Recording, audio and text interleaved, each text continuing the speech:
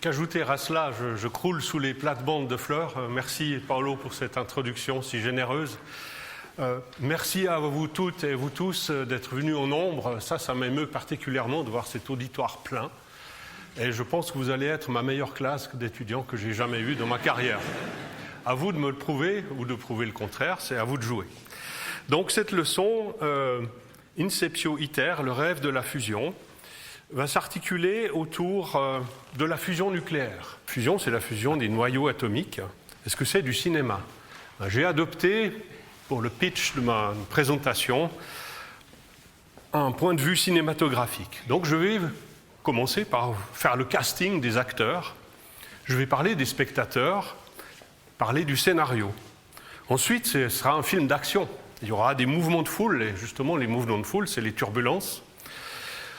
Tout bon film a des thèmes principaux. Là, je ressortirai juste deux.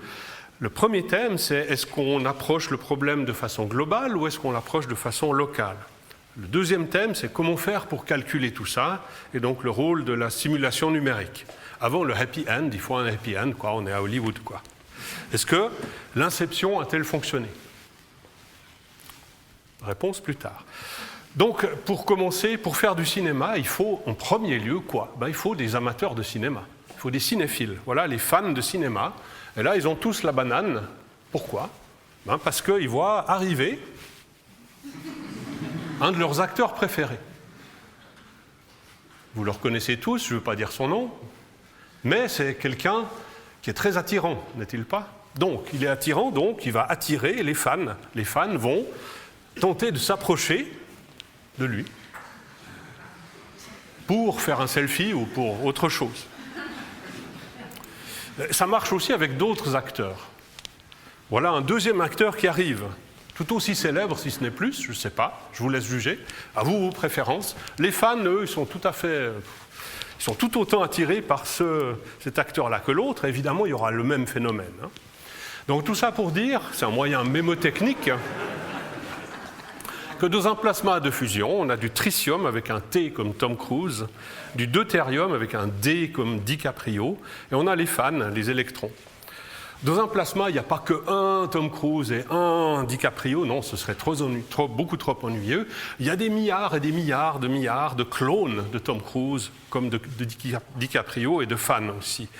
Et donc le plasma, ça ressemble, voilà, je vous montre un petit bout, pas des milliards, ça ressemble à une foule, voilà, c'est une foule de clones, de D, de T et d'électrons. Et le scénario, franchement, c'est la guerre des clones. Parce que littéralement, les T et les D, ils se détestent mutuellement. Ils se haïssent, donc ils se repoussent. Si on les laisse comme ça, ils vont se repousser. Et que faire pour les rapprocher, pour qu'ils surmontent leur répulsion naturelle?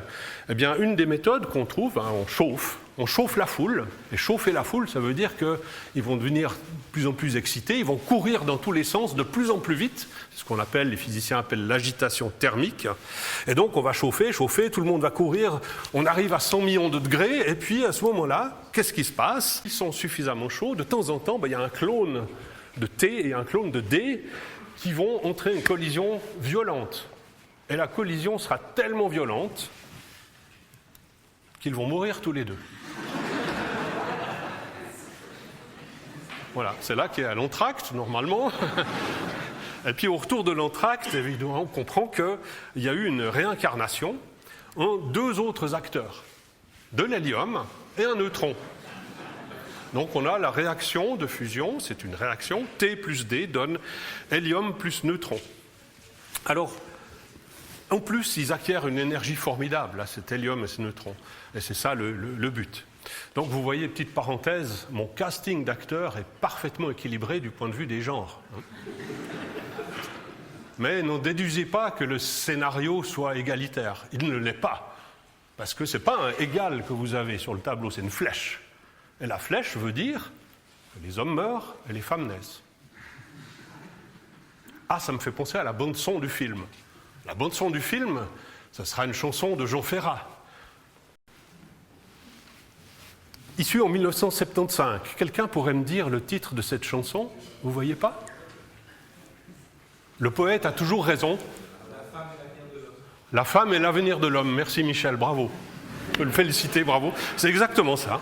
Donc ça m'a fait penser à ça. Bref, je referme la parenthèse. L'hélium bourré d'énergie va transmettre son énergie aux fans, donc les électrons, et à leur tour, les électrons bourrés d'énergie vont chauffer les clones de T et de D qui restent dans la soupe, dans le plasma, pour que la réaction puisse s'auto-entretenir et qu'il y ait de nouvelles fusions, et ainsi de suite. Et voilà. Mais ce n'est pas fini, parce qu'il y a une suite au film, c'est que le neutron va quitter le plasma, il va percuter un noyau de lithium, qui est placé, lui, dans la paroi, quelque part, et, rebondissement incroyable, il va faire renaître Tom Cruise de ses cendres. Le tritium va renaître. Donc, effectivement, j'ai une deuxième réaction, neutron plus lithium donne hélium plus tritium. Donc, Tom Cruise est un produit recyclé, vous ne le savez pas. Dans mon scénario, pardon. Et le neutron aussi, d'ailleurs. Le neutron naît dans le plasma, meurt dans la paroi, et pour le tritium, c'est l'inverse. Donc on va évidemment réutiliser ce tritium pour le réinjecter après.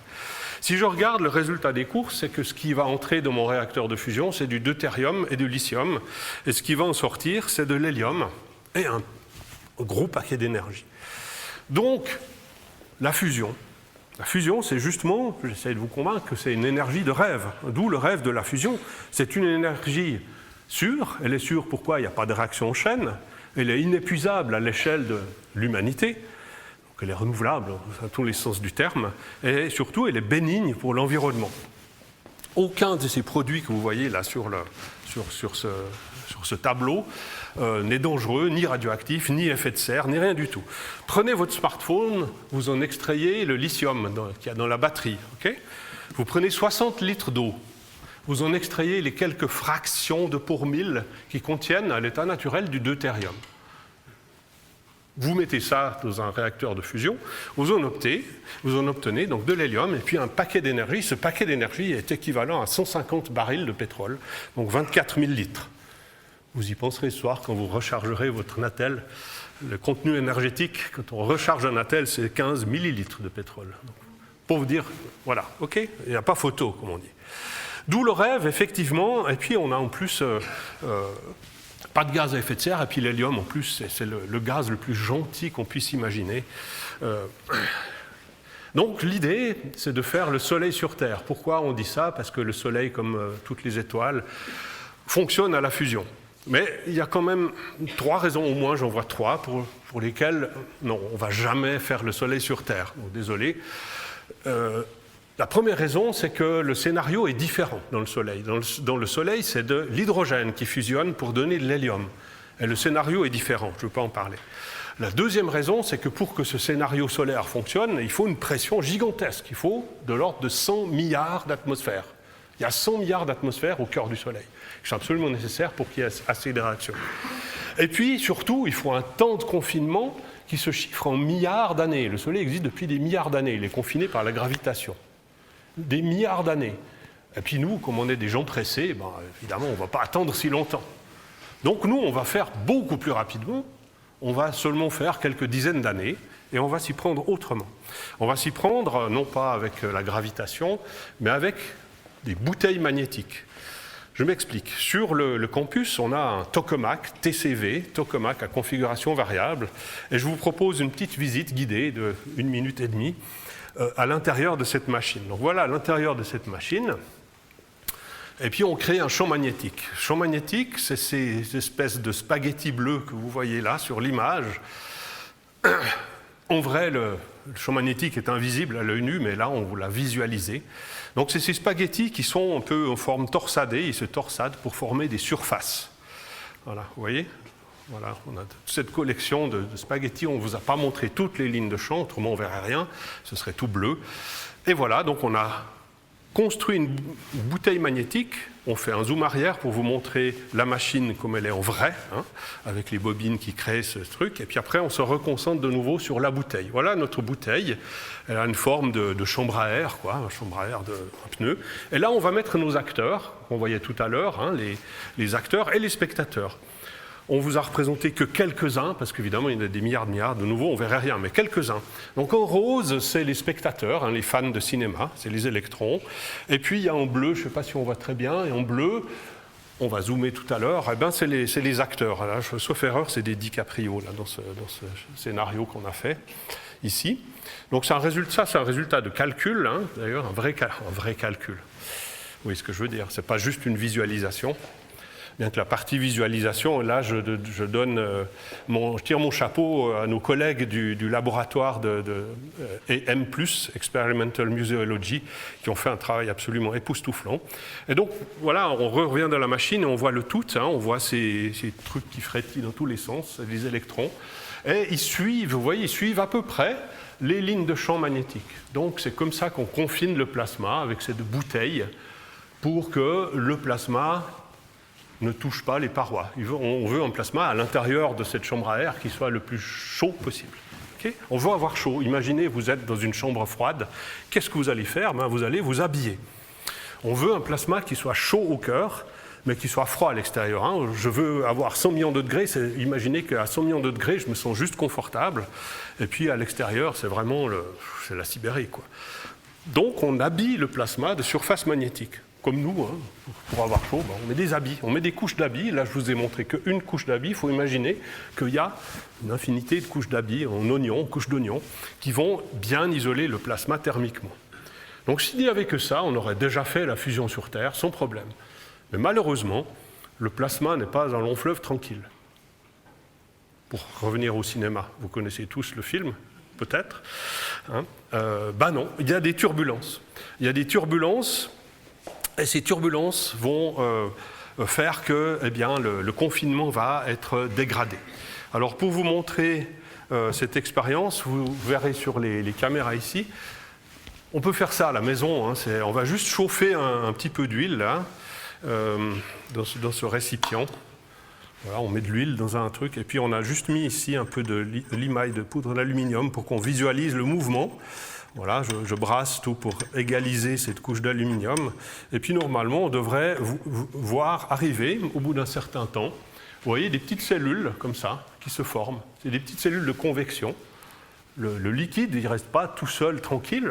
Il se met en mouvement spontanément, puis il crée ces petites cellules-là qui ont une certaine structure, mais qui, à l'intérieur, si on zoome à l'intérieur, à l'échelle microscopique, ça bouillonne dans tous les sens. C'est quelque chose d'assez chaotique. Voilà la première des expériences. Il faut que je mette, excusez-moi, petit réglage, que je change la caméra, c'est la 8. Et une autre façon de faire de la turbulence, c'est de faire tourner du liquide. Je fais tourner du liquide ici dans un récipient cylindrique et je vais le faire tourner, puis on va observer ce qui se passe. Voilà, de nouveau, c'est un liquide et puis on a mis de la poudre d'aluminium pour voir ce qui se passe. Et vous voyez, ce qu'il y a de remarquable, ce qui se passe, c'est que j'ai des structures qui apparaissent. Le fluide s'est mis en mouvement spontanément, il est instable, il y a une instabilité qui se déclenche. À petite échelle, si on zoomait, on verrait de nouveau quelque chose de un peu chaotique, mais à grande échelle, on a ces structures, qu'on appelle les structures zonales, qui spontanément se forment. Donc on a appris quelque chose avec ces expériences, c'est que c'est un peu, alors que la turbulence soit chaotique, ça tout le monde en a l'intuition, par contre, que la turbulence puisse générer des structures cohérentes, alors ça c'est fort. Okay. Eh bien dans nos plasmas, on a un peu les mêmes choses qu'on a simulées. Ici, c'est le résultat d'une simulation de turbulence dans le plasma d'ITER. ITER, c'est un tokamak aussi, qui est en construction. Et on reconnaît à petite échelle, vous voyez ces petites taches rouges et bleues. Elles sont colorées en rouge et bleu parce que faut imaginer autour des cellules rouges, ça tourne dans le sens des aiguilles d'une montre, et puis autour du bleu, ça tourne dans l'inverse. Ah oui, merci. Et puis, je vois aussi autre chose. Je vais retrouver mon plat de spaghettis de tout à l'heure. C'est que ces cellules de convection, dans les plasmas magnétisés, comme on a, elles sont alignées avec les lignes de champ magnétique. OK, donc ça, c'est juste un instantané. En parenthèse, c'est une simulation numérique. Voilà le nom du code, ORB5. On a simulé 2 milliards de particules numériques. À chaque étape, on a résolu un système de 1 milliard d'équations simultanées. D'accord ? Il y a 1 milliard de points de maillage pour résoudre les champs. J'en parlerai tout à l'heure. Ce qu'on voit en animation, merci. Non, c'est pas la fin. Enfin, si vous voulez, je m'arrête, hein, pas de problème. Mais, ok. Alors, c'est ceci, et on voit ici sur ce dessin qualitativement un peu les deux éléments que je voulais montrer par ces deux expériences. D'une part, à petite échelle, ces tâches qui sont petites ou grandes, qui sont un peu difformes, n'importe quoi. À petite échelle, c'est chaotique, mais à grande échelle, et ça c'est le plasma lui-même qui génère cette circulation alternée qu'on appelle des écoulements zonaux. Les écoulements zonaux, on en a dans les atmosphères, et notamment un exemple spectaculaire, c'est l'atmosphère de Jupiter. On voit ces circulations alternées, et puis entre deux, il y a des zones où la turbulence est cisaillée ici. On a la même chose dans le... C'est les jet streams, hein, connus par certains dans la salle. Donc on s'intéresse à la turbulence, pourquoi ? Je vous rappelle qu'on aimerait un plasma chaud à l'intérieur, froid à l'extérieur. Alors si je suis ici, dans une approche locale, justement, je me mets à l'endroit dans mon système, mon plasma, s'il fait très chaud à votre droite, non à votre gauche, ouais, il faut que je fasse comme ça. S'il fait, j'y arriverai pas autrement. S'il fait ici très chaud à gauche, enfin chaud à gauche et froid à droite, eh ben, il y aura un transport de chaleur, il y aura un flux de chaleur qui est symbolisé par cette flèche ici. Et puis s'il fait vraiment très chaud à gauche et très froid à droite, eh bien, le flux de chaleur sera plus important. Et on met ça, c'est cette équation qui dit ça, flux de chaleur J. Ce symbole, ça veut dire le gradient de température, c'est la pente hein, sur ce graphique. Plus la pente est élevée, plus le flux est important. Puis entre deux, on a un coefficient de transport qui exprime la proportionnalité entre les deux. Et en plus, plus le gradient de température est fort, plus le coefficient de transport est élevé. C'est ce qu'on trouve dans une approche locale de nos plasmas d'ailleurs aussi. Mais on a vu qu'il y a aussi, il n'y a pas que le mouvement local de la turbulence, il y a aussi une approche globale. Et ça consiste, c'est un peu plus difficile à faire, parce qu'on doit résoudre tout le plasma. On ne doit pas seulement se mettre à un endroit puis regarder ma petite turbulence, comme ça. Non, il faut regarder à la fois la petite turbulence et la taille du plasma. Donc un problème multi-échelle. Voilà un exemple de simulation, justement, qui montre un effet de transport non local. Qu'est-ce que ça veut dire ? Ici, on a un plasma. Alors c'est un graphe de la température, et ici c'est la position. À gauche, on est au centre du plasma, on a une température élevée, et puis au bord, on est plus froid. Et c'est une série de simulations où j'ai gardé toujours le même profil de température jusqu'à ce point-là, et j'ai changé le profil de température seulement ici, dans le bord périphérique. Et le résultat des courses, c'est ce qu'on obtient par le calcul, c'est que, évidemment, ici c'est le transport, hein, axe vertical transport, en fonction du rayon. Évidemment, le transport dépend de la pente. Plus la pente est élevée, plus ici le transport est élevé. Mais ce qui est surprenant, c'est que le transport de chaleur, ici, change. Et puis il ne change pas juste de quelques pourcents, hein, il change d'un facteur important, alors que, localement, il ne s'est rien passé. J'ai le même gradient, et pourtant, j'ai un flux très important dans un cas et très faible de l'autre. Ok, alors, qu'est-ce qui s'est passé ? Ce qui s'est passé, je vous propose une petite parenthèse. C'est une expérience que vous pouvez faire, seulement une fois par année d'habitude, qui est de souffler les bougies d'anniversaire. Mais, à fur et à mesure que le temps passe, il se pose un problème climatique, doublé d'un problème budgétaire. Donc je vous propose une expérience un peu simplifiée, low cost, c'est celle-ci. Donc on va prendre une bougie, okay, et puis je vais essayer de vous illustrer la différence entre l'approche globale ou l'approche locale. Donc, alors là, j'ai une bonne nouvelle, j'ai eu quand même une petite augmentation de budget malgré tout, donc je mets 3 bougies. Dans une approche locale, qu'est-ce que vous faites si vous voulez souffler le gâteau ? Vous vous approchez de la bougie considérée, vous soufflez, en soufflant vous déclenchez une petite turbulence, et puis c'est cette turbulence qui va brasser l'air et qui va éteindre la bougie. Ok, même deux d'un coup. Okay, vous voyez ? Ok, donc ça c'est l'approche locale. Une cause locale cause un effet local. Turbulence locale, effet local, transport local.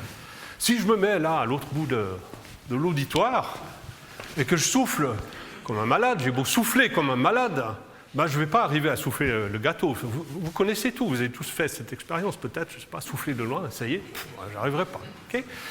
Pourquoi ? Parce que la turbulence est à petite échelle, et puis là, si je fais juste comme ça, la turbulence va mourir à proximité.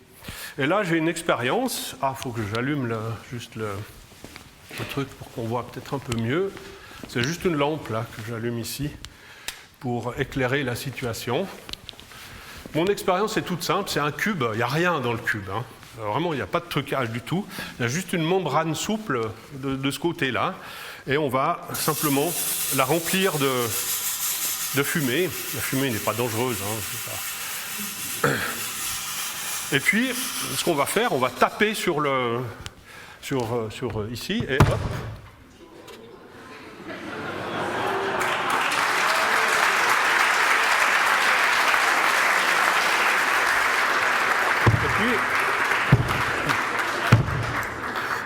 Merci. C'est la première fois, alors là, j'y crois pas. D'habitude, je dois essayer au moins 10 fois pour viser. C'est la première fois que ça marche du premier coup. Et donc, on a, en fait, je peux générer un train de ronds de fumée. Et bien, dans les plasmas, dans notre simulation de tout à l'heure, pour expliquer le fait que je change quelque chose ici, je génère de la turbulence ici en augmentant le gradient ici, eh bien, il y a une structure cohérente. La structure cohérente, c'est cet anneau de fumée. Il est cohérent, je l'ai reconnu, c'est une espèce de truc qui a une taille importante, d'une part, une taille beaucoup plus importante que les petits vortex de turbulence, et qui se propage sur une distance considérable. Et c'est ça qui s'est passé, en tout cas dans la simulation. Ces traits que vous voyez, donc ça c'est le rayon et ça c'est le temps, chacun de ces traits signifie un rond de fumée, entre guillemets, une structure qui s'est propagée du bord du plasma et qui est pénétrée à l'intérieur. Et c'est comme ça que j'ai pu avoir du transport non local. Et, cerise sur le gâteau, eh bien, on a comparé notre simulation avec les résultats expérimentaux. Donc, à gauche, c'est la simulation numérique. Ce que vous avez sur le graphique, c'est... je m'excuse pour la fumée. Est-ce que vous voyez encore l'écran? Oui, ça va. La fréquence en fonction du rayon, je m'aperçois effectivement sur toute cette distance-là, j'ai une fréquence bien déterminée. Vous avez vu que le phénomène se répétait, c'était ces stries comme un peigne, comme ça. Donc on a mesuré la fréquence, on a mis ça sur un graphe. Et puis mes collègues, sur l'expérience TCV, ils ont fait la même chose avec toutes sortes d'autres appareillages, donc je n'ai pas le temps d'en parler, mais ils ont mesuré cette fréquence en fonction du rayon ici. Ils ont observé le même phénomène. Puis là, moi personnellement, j'étais super content de voir ça parce que c'est un peu ce qu'on recherche quand on fait de la théorie et on fait des longs calculs et tout, puis on se dit mais est-ce que ça a un rapport quelconque avec la réalité? Eh bien, il semblerait que oui. Pourquoi on fait une approche? Là, excusez-moi, mon micro est tombé. Pourquoi est-ce c'est important de faire une approche globale? C'est indispensable, par exemple, pour extrapoler nos résultats. Ça, c'est une échelle qui montre la taille du plasma. À partir des expériences existantes qu'on a faites, comment extrapoler vers le futur? Bon conseil, gardez la bonne forme. On s'est aperçu sur le tokamak TCV que le confinement était meilleur si on forme le plasma, la section du plasma, à une lettre C, comme ici, plutôt que D. Juste pour ceux qui ne connaissent pas, mais en général, dans les tokamaks, maintenant, presque tous les tokamaks, sauf justement le TCV, ont une forme de D, comme ça. Pour d'autres raisons, je n'ai pas le temps d'en parler. Mais là, on a essayé, mes collègues ont essayé, et puis ils se sont aperçus, il y a une meilleure isolation thermique, si vous voulez, la turbulence est réduite, et donc c'est super. Donc pourquoi est-ce qu'on ne ferait pas un réacteur en forme de C plutôt qu'en forme de D? Et puis après, il y a les gens qui disent oui, mais le tokamak TCV, c'est un tout petit tokamak, ça n'a rien à voir avec ITER qui est beaucoup plus grand. D'où l'importance des résultats, Giovanni, je le salue au passage, qui a fait des simulations numériques. Et puis, dans la simulation numérique, il a pris la taille de TCV, puis il a fait la simulation avec 1,5 fois TCV, 2 fois TCV, 3 fois. Et puis, il s'est aperçu que l'amélioration, c'est des graphes ici de la réduction du transport, est indépendante de la taille du plasma. Et donc, ça veut dire quelque chose de très important. Ça veut dire que les résultats qu'on fait sur TCV sont pertinents, en tout cas ceux-là, pour un réacteur de fusion. Je fais une petite parenthèse, locale ou globale. On a dans la communauté des discussions parfois sans fin sur les modèles locaux, modèles globaux, etc. C'est parfois une question vitale. Je vais quitter le monde des plasmas pour aller dans l'océan. Je vais me placer sur une barque au milieu de l'océan. Imaginez-vous, vous êtes sur une barque au milieu de l'océan, vous êtes à 1000 km des côtes. Sous vous, il y a 7000 mètres d'eau, l'océan a 7000 mètres de profondeur, là où vous êtes, et puis l'océan remonte en pente douce jusqu'aux côtes. Le but là, de l'exercice est d'observer les vagues qui vont se propager sur cet océan. Alors on pense franchement, les côtes, je ne les vois même pas à l'œil nu, donc on peut se dire franchement, le fait que des côtes à 1000 km, franchement, Donc on a l'approche locale. L'approche locale, dans l'approche locale, oui, un océan de profondeur 7000 mètres, basta. Okay, donc il semble raisonnable de penser que la propagation des vagues ne dépend que de la profondeur locale et pas de la toute minuscule pente de l'océan. Eh bien, on va mettre cette affirmation au test. Il y a des vagues sympathiques, puis il y en a d'autres qui sont dramatiques. Il y a un peu plus de 20 ans a eu lieu un tremblement de terre, c'est le deuxième le plus fort de l'histoire de l'humanité, qui était sous-marin et qui a donc déclenché une vague. Vous reconnaissez sur cette carte ici l'Inde, le Sri Lanka, et ici Sumatra, la pointe de Sumatra, ils se sont ramassés la pâtée, si je peux me permettre, le Thaïlande, etc. Peut-être que vous vous en souvenez, j'imagine que vous vous en souvenez. Et puis la vague a propagé en l'espace de quelques heures à travers tout l'océan Indien. Comment est-ce qu'on peut calculer ça ? Eh bien, je vous propose une équation qui dit comment les vagues propagent. Alors, il se trouve que, voilà une vague sur l'océan.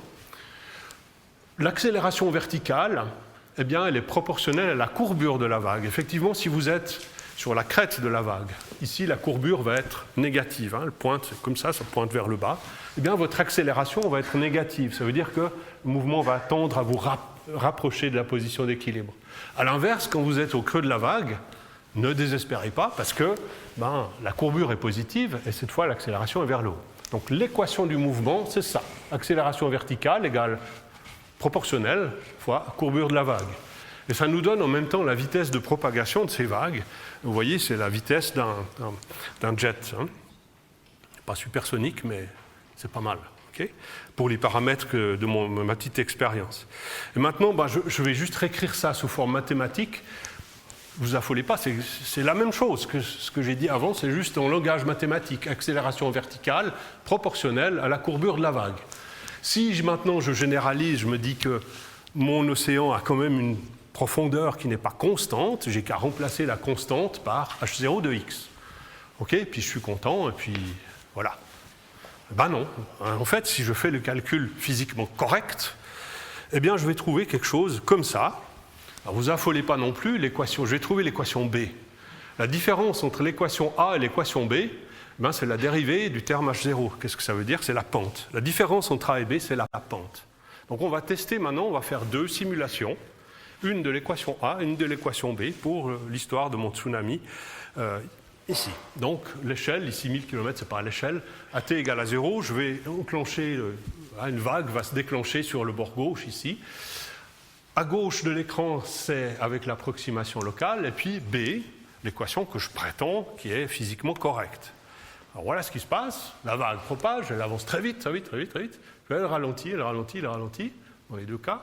Et puis, vous voyez, il se passe quelque chose de dramatiquement différent.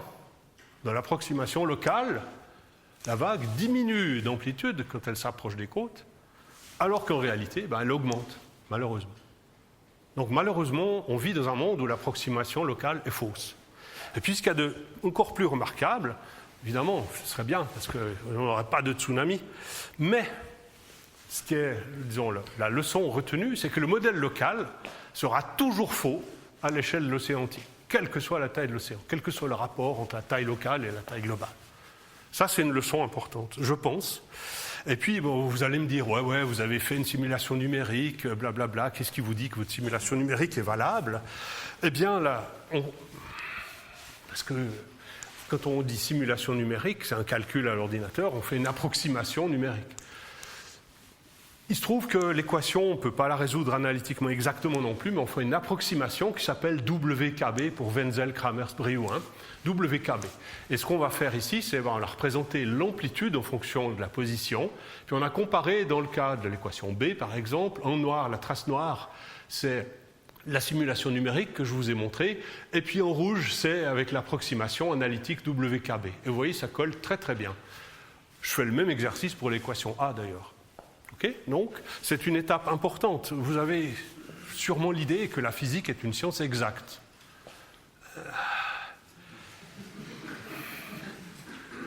Je suis désolé, c'est pas exact de dire ça. En fait, la physique, c'est une science où on passe son temps à faire des approximations. Et on mesure ses erreurs. Alors, c'est ça la différence.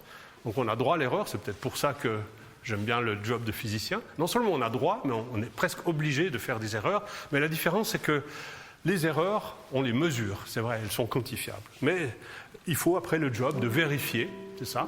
J'ai vérifié, dans les deux cas, j'ai vérifié que... Ding dong. Ça veut dire que je dois avancer dans ma présentation aussi, merci. Il y a bon accord, c'est l'étape de vérification. Et puis maintenant, donc, ça veut dire accord entre numérique et analytique, en gros. Hein. Maintenant, il y a l'étape supplémentaire qui est de dire j'ai un système, une méthode numérique qui résout bien mes équations, mais maintenant, c'est quelle équation qui est valable? Ben, je dois retourner à la réalité. Ça, c'est la deuxième raison pourquoi j'ai fait le métier de physicien et pas juste maths. C'est parce qu'on doit retourner à la réalité et confronter le résultat de notre modélisation à la... Alors, si vous n'êtes pas convaincu toujours, si vous pensez que les tsunamis sont des fake news, je vous invite à aller vous promener du côté de Nord Sumatra. Vous allez dans la ville de Banda Aceh, vous allez vous promener en ville, vous êtes à 3 km du bord de la mer, et vous allez trouver une usine flottante de 3000 tonnes qui s'est retrouvée là, à l'intérieur des terres, poussée par la vague. Et puis ce qu'il y a de, je trouve, très rigolo, c'est... Je vous assure que je n'ai pas photoshopé l'image, hein, vous pouvez aller voir pour vous-même. Donc voilà, petite coïncidence.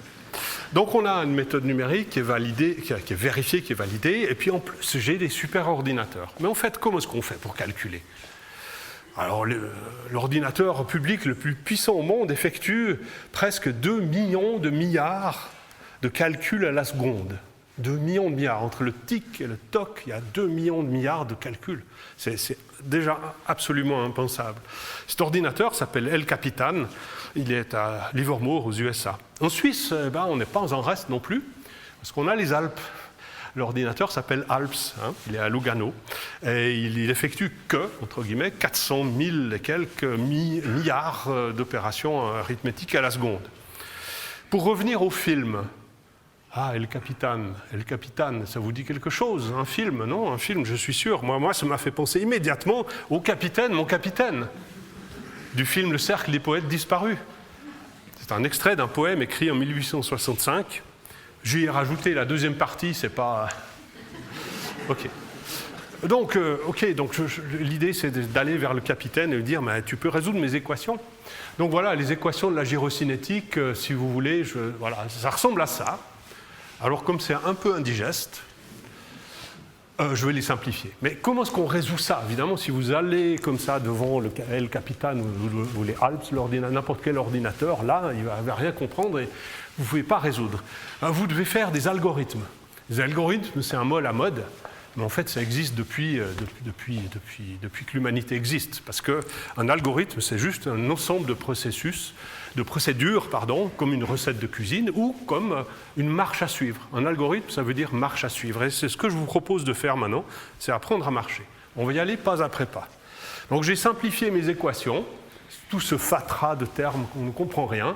En fait, je peux les mettre tous sous la forme un peu simplifiée comme ça. Ce symbole à gauche, d barre de fraction dt, ça veut dire, c'est le langage mathématique pour dire avance.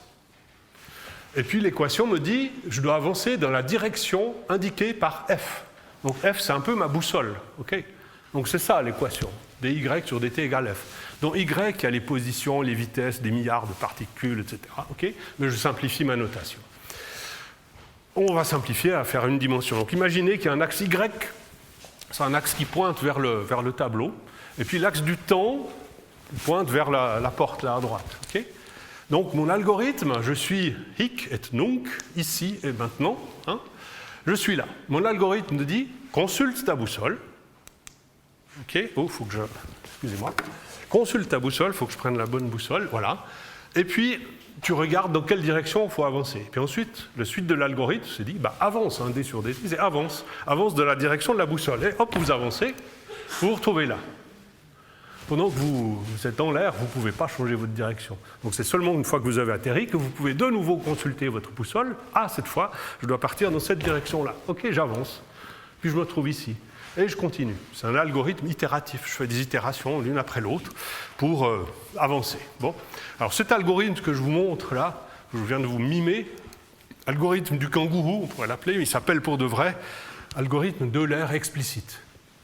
C'est tout simple, mais il a la mauvaise propriété d'être instable. Ça veut dire quoi? Ça veut dire que si j'effectue cet algorithme sur les équations que je vous ai montrées avant, eh bien, je vais littéralement me casser la figure après 2, 3 sauts, 2, 3, 4, 5, 6 sauts, je vais vraiment me casser la figure. Donc on peut faire mieux quand même. Et c'est là que je me dis, ah, mais Y, il y a les positions et les vitesses des particules. Puis je me rappelle que j'ai 2 jambes. Alors tout va bien, j'ai 2 jambes, donc je vais mettre les positions, toutes les positions dans la jambe gauche et les vitesses dans la jambe droite. Puis plutôt que de sauter à pieds joints, je vais faire plus prudemment, je vais position, vitesse. Position, vitesse. D'accord ? Je vais comme ça. Alors ça, c'est un algorithme que je vous recommande vivement si vous avez de l'arthrose dans le genou droit, surtout pour monter l'escalier. Okay ? Bon, alors cet algorithme, il a un nom en fait. Arthrose du genou, oui, ok, mais il s'appelle Euler symplectique. Un mot savant, mais vous vous rappelez, c'est juste l'arthrose dans le genou. Ok, on me dit très bien, et cet algorithme, il est stable par contre, lui. Donc très bien, mais vous me dites, mais moi j'ai de l'arthrose dans le genou gauche, pas dans le genou droit. Donc qu'est-ce que vous faites ? Vous faites l'algorithme réciproque, qui est d'avancer d'abord les vitesses, et ensuite les positions. Vous avancez comme ça. Puis après, vous allez me dire, oui, mais moi j'ai de l'arthrose dans les 2 genoux. Ou bien vous allez me dire, parce que vous êtes jeune, j'ai pas d'arthrose du tout, mais j'ai pas envie d'user toujours le genou droit ou le genou gauche. J'aimerais quelque chose de plus user symétriquement mon corps. Donc ce que vous allez faire, c'est la chose suivante. Vous allez faire une fois l'algorithme arthrose du genou gauche, puis une fois l'algorithme genou droit. Puis vous allez enchaîner. Comme ça. Faites comme ça. Et puis après, vous vous dites, mais si je regarde ça, vous repasserez le film, je fais comme ça. Donc je vais faire, en fait, je commence par un demi-pas. Je fais un demi-pas ici. Puis après, plutôt que de ramener ici, je me rends compte que, et puis d'enchaîner, je n'ai pas besoin de poser le pied là. Donc je vais d'un coup faire un pas entier, hop là. Voilà. Et puis je fais la même chose de l'autre côté, plutôt que de poser le pied, là, j'avance. Voilà. Cet algorithme s'appelle l'algorithme de Verlet, ou Sturmer-Verlet. Et moi, je l'appelle algorithme de De Vos. Vous connaissez tous le comique Raymond De Vos, oui, parce qu'il dit « Mon pied droit est jaloux de mon pied gauche. Quand l'un avance, l'autre veut le dépasser. Et moi, comme un imbécile, je marche. » Voilà. Mais pour de vrai, c'est un algorithme qui existe vraiment. Il est de 2e ordre pour les aficionados, etc. Et on peut aussi trouver d'autres algorithmes. On a utilisé dans les simulations que je vous ai montrées des algorithmes d'ordre 4, mais là, je n'ai pas assez de jambes pour vous montrer le truc. Je suis désolé. Et puis, on comprend maintenant aussi pourquoi j'ai utilisé le titre Inceptio Iter. Parce que Lao Tzu l'a dit, un chemin de 1000 lieues commence toujours par un premier pas. Bon, on a vu que c'est un petit peu trompé, parce que des fois, ça commence même par un demi-pas. Bref, donc on a un algorithme qui est stable, j'ai un super ordinateur qui effectue des milliards de calculs à la seconde incroyables, et puis j'ai en plus la théorie classique. Et je parle là sous le contrôle de mon professeur de physique, Willy Benoît, qui est dans la salle. La théorie classique, justement de la mécanique classique de Newton, nous dit quoi ? Elle nous dit que si je connais les positions et les vitesses à un instant donné, eh bien je peux calculer les positions et les vitesses à tous les temps ultérieurs. Je n'ai qu'à connaître où je suis maintenant, et puis je saurai tout. Et puis avec les ordinateurs tellement puissants, vous voyez, entre l'année où je suis né et maintenant, les ordinateurs sont 4 milliards de fois plus rapides. Donc ceux qui sont nés maintenant, le petit Ethan qui vient de naître, peut-être que lui, quand il arrivera à la retraite, il y aura encore 4 milliards, 16 milliards de fois plus rapide. Enfin, ça va s'arrêter où ? On ne sait pas. Donc on peut se dire, on va bientôt pouvoir tout calculer. Vous avez tous entendu parler de la puissance des algorithmes, machin, tout ça, ok. Eh bien, vous savez, on pourrait dire comme Jack Dawson à la proue du Titanic, « Je suis le roi du monde ». Ok. Vous savez tous la suite du film, ou de l'histoire. Il y a un iceberg. Alors là, je n'ai pas d'expérience avec un iceberg, mais mon iceberg va prendre la forme d'un modeste pendule. Excusez-moi, je dois juste changer un petit truc là. Voilà. Ok. Un pendule.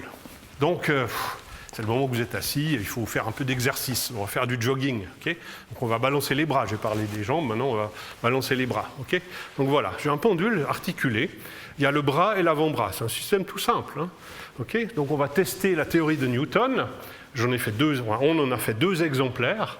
À l'identique, en tout cas on a essayé vraiment de les faire le plus identiques possible, et ça veut dire si j'ai la même condition initiale, là, eh ben, le mouvement, vous voyez, il va être pareil, d'accord ? Il va être pareil si je suis exactement au même, alors c'est difficile à la main d'être vraiment exact, mais vous voyez, donc la théorie de Newton semble vraiment vraie, En fait, elle l'est, à cette échelle-là. Donc tout va bien. Donc effectivement, une fois que je connais la position initiale de mon pendule, je peux calculer. Vous pouvez le faire, ça c'est fait avec l'algorithme là de De Vos, par exemple, ça marche très bien. Et puis, regardez maintenant, parce qu'attention, ça se passe très vite. Je vais simplement mettre une autre position initiale, je suis un peu plus ambitieux, là. J'arrive pas à vous le mimer, mais bon. Je mets ces deux pendules exactement, aussi exactement que possible, dans la même position initiale, et je vais laisser dérouler le système. Donc au début, ils ont l'air d'aller ensemble, puis, au bout d'un moment,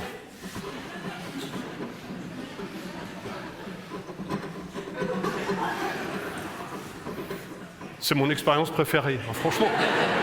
Elle est tellement facile à faire, on ne peut pas se tromper. Et puis, je la trouve absolument spectaculaire. Parce que cette expérience, qu'est-ce qu'elle nous dit?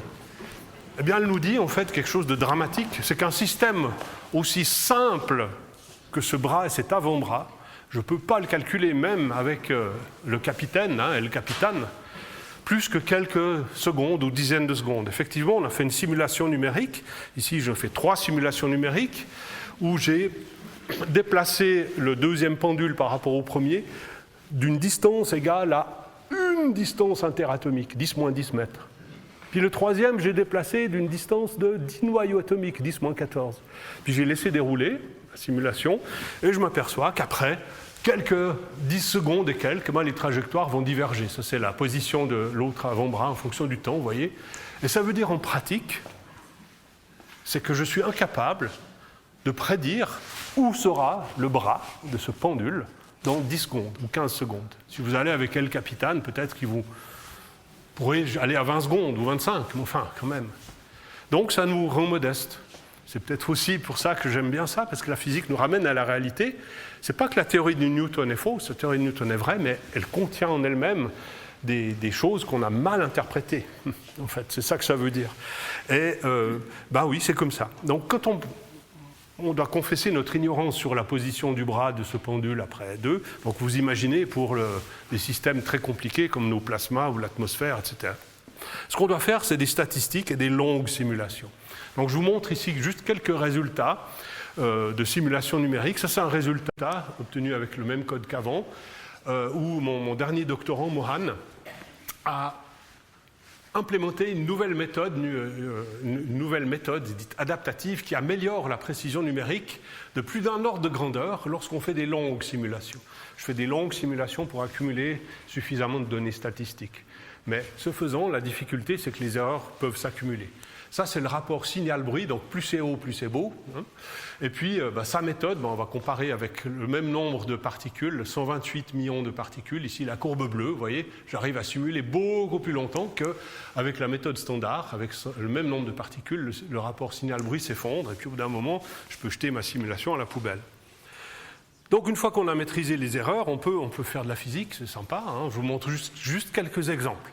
Vous vous rappelez les surfaces magnétiques, là, votre plat de spaghettis avec ces surfaces magnétiques? Eh bien, il se trouve qu'il y a certaines surfaces magnétiques où il y a en fait les spaghettis, si vous le suivez, ils se referment sur lui-même. Eh bien, ces surfaces-là, malheureusement, elles sont en quelque sorte fragiles, elles peuvent se déchirer. Et puis, c'est comme une couche d'habit qui se déchire, vous allez avoir froid au bout d'un moment. Donc, c'est pas très bon, ça va diminuer la qualité de votre habit, de votre isolation. Et puis là, c'est les travaux de mon collègue à la Max Planck, à l'IPP, Fabien Widmer, qui montrent comment je peux... Ce qui est difficile quand on a un tissu qui se déchire, c'est comment ça a commencé. Quel est le premier accroc?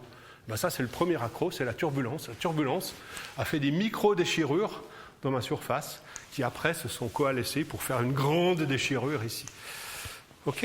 Et puis je peux faire beaucoup d'autres choses encore. Je peux faire des barrières de transport. Qu'est-ce que c'est une barrière de transport? J'aimerais améliorer la qualité de mon confinement. On va se concentrer sur le graphe de droite ici, où j'ai la température en fonction du rayon. Donc j'ai une première simulation standard, on va dire, qui a le profil de température ici en rouge. Donc je suis chaud au centre et froid au bord. Et puis, en changeant un tout petit peu la configuration magnétique, j'arrive à, avec la même puissance injectée, avoir le profil bleu ici, où je suis plus chaud au centre et plus froid au bord. C'est exactement ce que je veux. D'accord ? Donc j'ai amélioré la qualité du confinement grâce à ça. Et puis ça se fait spontanément. La turbulence elle-même génère ces structures zonales autour, pour les aficionados, c'est lorsque le profil de Q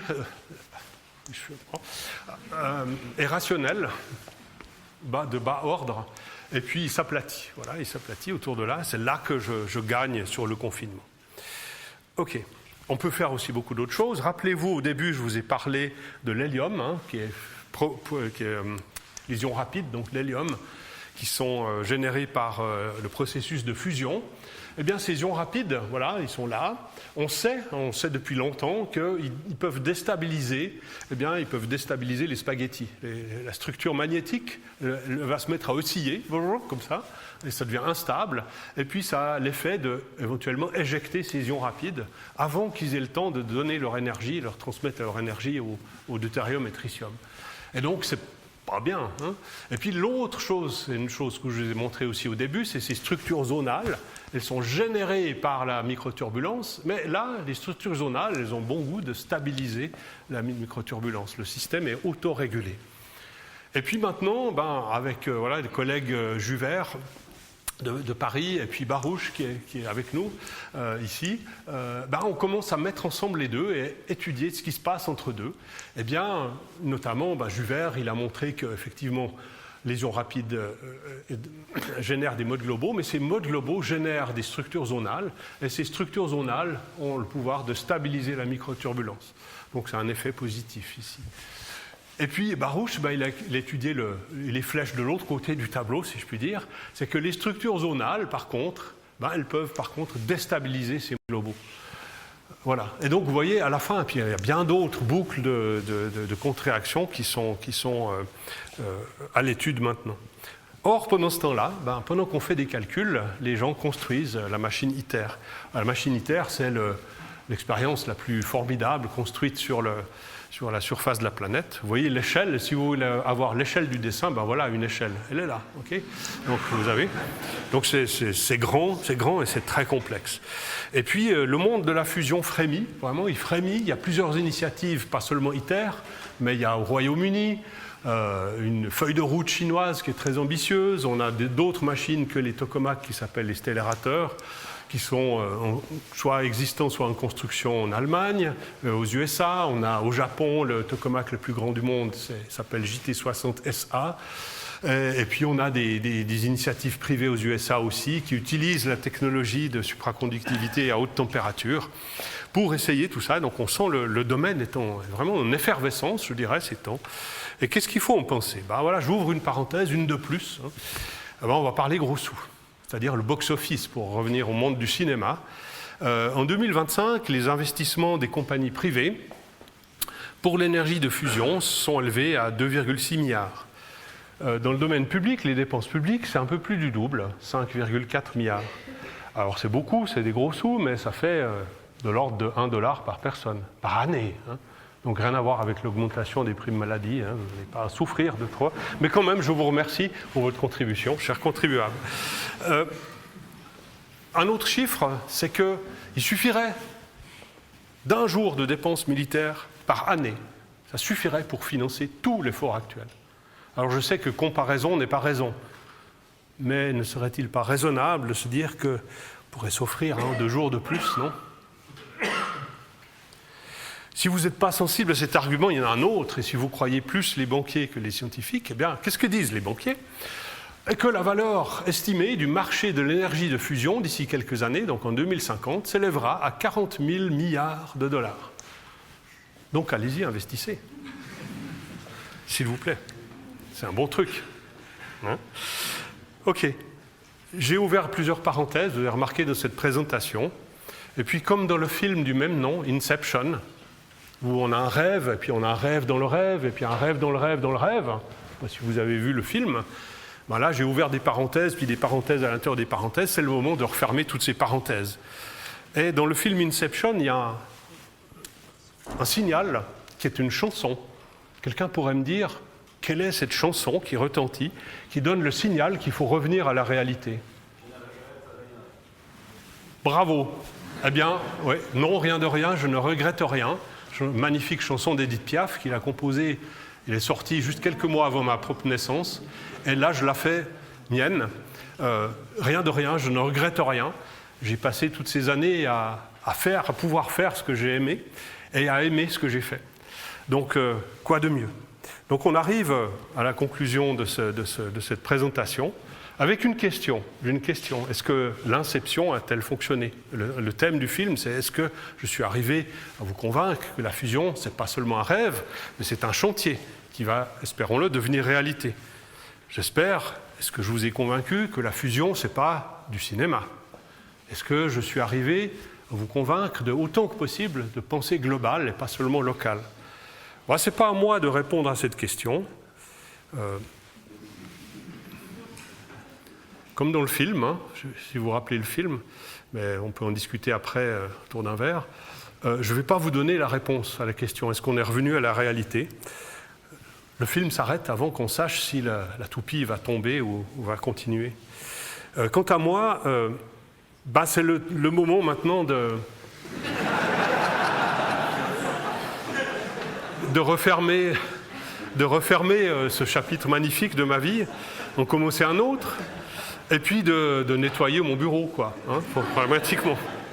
Et puis surtout, c'est le moment vraiment de chaleureusement vous remercier de votre attention. Merci, un grand merci.